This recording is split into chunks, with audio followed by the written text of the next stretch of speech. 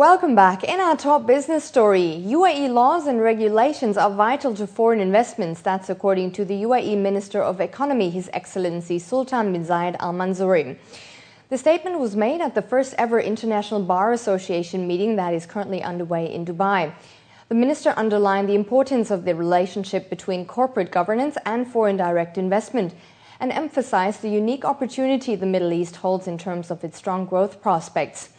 The IMF has projected the region to grow at around 5.1% this year compared to 2.3% in the US, something that the minister stated is highly attractive for investors. He added in order to assure investor confidence, 3 areas must be addressed: accelerating the reform and restructuring process that was initiated before the global downturn, focusing on innovations and the private sector embracing corporate governance as an institutional capacity rather than a regulatory requirement. Dubai's financial system is capable of weathering any economic fallout, according to a recent banking report by Citigroup. In its monthly survey, the experts stated that Dubai's banking sector is better capitalized and more liquid compared to 2008-2009, with more stable liabilities despite a decline in deposits in recent months. That's according to a local publication. Citigroup also said that Dubai's banking sector is dealing more vigilantly with loan impairments and that Dubai will drive economic growth as it is one of the region's primary business hubs. The report also indicated that overall growth will remain robust.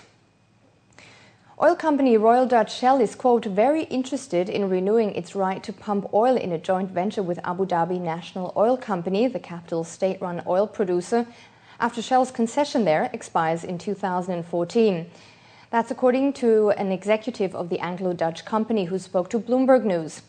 For Shell, Abu Dhabi makes up a major part of its production and reserves, and it's also important to them as a test bed for new technologies and a way of maintaining a Middle East presence, which they can use to win business elsewhere, one analyst said. A decision about renewing Shell's holding will be made by ADNOC and the Emirates Supreme Petroleum Council, which decides oil policy for the capital.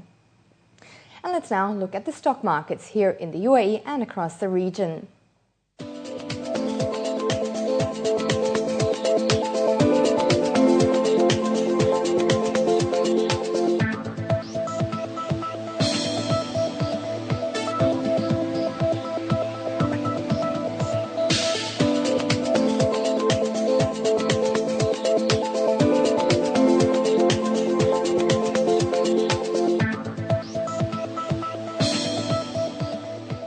We asked Tim Fox, chief economist at Emirates NBD, what he thinks will determine Draghi's presidency and what relevance Italy's austerity progress has for the entire Eurozone. Well, Mario Draghi's success could be actually determined very quickly. Already the gaps in the EU plan to support the Eurozone last week are starting to be exposed, leaving the ECB as the main backstop, preventing contagion spreading from Greece to other peripheral Eurozone countries. They're doing this by buying Eurozone bonds in the periphery markets, such as Italian bonds.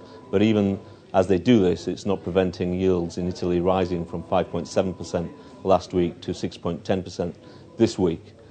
I think the ECB is under pressure from members of the Council to limit those purchases of government bonds in order to place more pressure and more onus on governments to do more to contain their fiscal deficits. Italy's role in this is very important because as the third largest economy in the Eurozone, it's crucial that it avoids falling into the liquidity and solvency problems that Greece has been experiencing.